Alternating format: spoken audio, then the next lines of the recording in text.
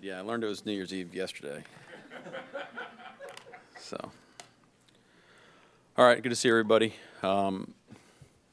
Feels good to be back to work on a in-season Wednesday. I know it's our last one, but focuses on really closing the year out the right way and starting this year the right way too. So it's not what we wanted to be at stake, but it is what it is, and we're going to make the most of it. So we just had a great walkthrough, and we'll just go play the game we love today, and go get ready to go play a game this weekend. So what's the opportunity that you see available on Sunday then? Yeah, we want to. You're always trying to win your next game. So this is the next game. That's number one. There's broader implications, getting to 10 wins, trying to be 4-2 in our division, trying to play our brand of football the way we know how, building upon our foundation for years to come. There's a lot at stake for us this weekend. It's not the stakes that we want, but those are always in play. What leadership challenge is this, Mike, this week particularly? I haven't thought of it through that lens. You're just trying to get our guys to play our best football, and like you're thinking about what are the stakes. You know, your goals have changed in the last week, so trying to make that clear, trying to stay positive with it, and doing the best we can to go become the team we want. I mean, it's not an easy situation for anybody, but I think our guys have been awesome. Just really impressed with our resolve and our attitude over the last few days and the communication we've had. Our guys are awesome. They've been great. They announced that Jimmy Garoppolo is going to start at quarterback. Yep. How do you, I guess, prepare for the same offense, or how do you kind of prepare for it? Yeah, I know. I mean, and I'm pretty sure Mike's going to be calling it.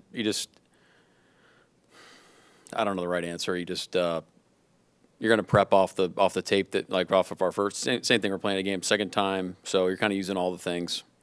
Latest games, our game the first time, understanding of their system or the extent of what we understand about it, and then we'll watch Jimmy play through their lens, and then we'll watch. I think Mike called the San Fran game last year too, so we'll watch that one as well. When you've got guys that are closing in on whether it's career numbers or kind of milestones, what can reaching those do for a guy either in the final game or as they build towards the future? I mean, I guess it's one of those things where you're probably going to look. I mean, there's financial things involved with it, which you want your guys to hit those numbers. I mean, you're always, if it's within your power, you're going to try to make that come to life and create as many opportunities for those guys as possible. All within the lens of what's best for the team and trying to win. And might have a couple ongoing jokes with a couple of the guys on some of those things, but they're going to be great. I mean, they're approaching it the right way, but yeah, you're working together with that. That's definitely something that you want to help the guys with. Jackson's closing in on Tyler Lockett's reception record. Is it kind of fitting, like, what he's learned from Tyler and, like, the way he's helped him, that they're both kind of in this together this year? Yeah, I think all of our receivers just it's a really cool room, filled with a bunch of like complementary skill set, and Jackson's doing a lot of things that Locke's done throughout his career, and Locke's got kind of a style that he's kind of done everything. He's attacked the deep area of the field. He's worked the intermediate windows. He's one versus man, the catch and run stuff. I mean, it's really how he's got his hay and got his career started, even in the return game. So he can mentor anybody. But if Tyler Lockett was in my room, I'd be pretty psyched about that. How do you guys put Ken Walker on IR last week? How do you sort of assess his season? I thought Ken played really good football for us. It's he wasn't he's battling some injury things throughout the year that are probably frustrating for him, and we always want him to be out there as much as possible, and I wish he would have ran for 2,000 yards, but it just doesn't happen all the time. So, but we're excited about Ken. We love him.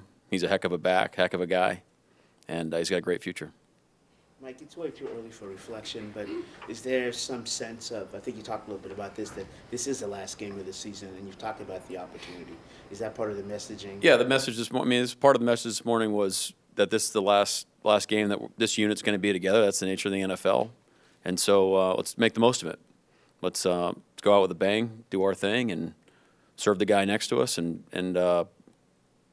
have fun playing good football and go win a game. Will you and Ryan still call plays like usual? Yeah. We've asked you about Leo a lot in recent weeks just because of his production, obviously. As a defensive coach, how valuable, I know they're rare to find, but how valuable are those interior guys that can create the havoc he does?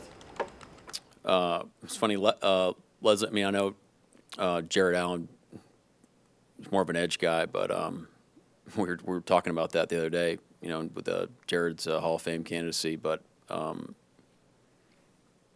those guys, you don't realize how good they are until you don't have them, you know, so that is the best way to put it. I mean, it's such a rare skill set. There's only so many of these people that are with that type of ability throughout the league, throughout the world. And like I've said, we've got multiple happens to be on our football team. So I know Leo's having a great year, but you know, Jarran, Murph, I mean, Hank's done a great job for us.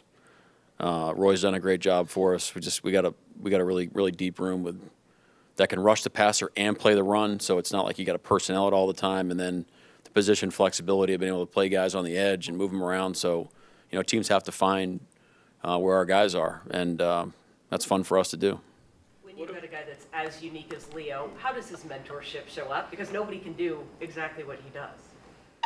Well, I think it transcends just the defensive line room. I mean, he's one of the leaders on our football team, and I think he's really grown in that role throughout the year. He's really embraced it and has taken on that as a challenge as well as stepping his game to another level. And I just think when you get to know him, I mean, he's a guy that loves his teammates and works incredibly hard and has a great attitude every day. And if I'm, you know, he's an easy guy to follow. Is Sam Howell going to get some time to see more what you got from him? That's not the plan, no. And what has Oluwatimi and Laumea shown you in the last part of the season?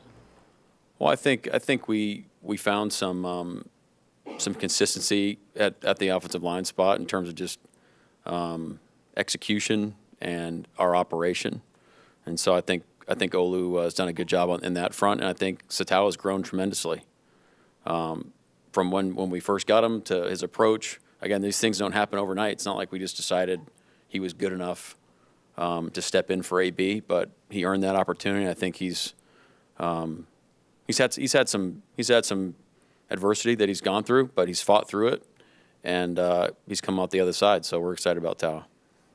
With what Ken has gone through, like we were mentioning, what have you felt about, I mean, guys like Charbonnet, McIntosh that have stepped up and filled in for him? How would you assess their year? It's tough to put let's leave the assessments on the whole year into next week when everything's over with. But those guys have done a good job. They've been ready. They've executed well. They've run the ball hard. They protected the ball. They've done a good job. You gave Jake Peets a shout out last week when you were talking about some of the scheduling stuff. What's his role been like, and what's he meant to your staff this year? Well, he has a lot of experience. I've known Jake for a long time, and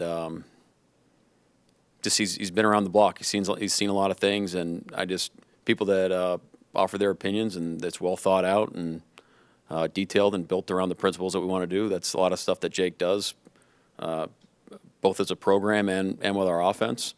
Definitely respect his opinion and made the best idea win. So, but he's been doing that since I've known him. So we appreciate Jake.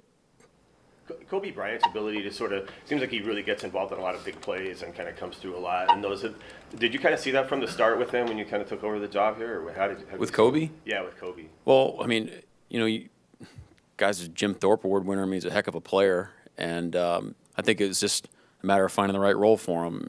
And sometimes with those guys, you try to maybe ask him to do too many things because he can do all those things. When maybe the best thing is to kind of pick one and choose.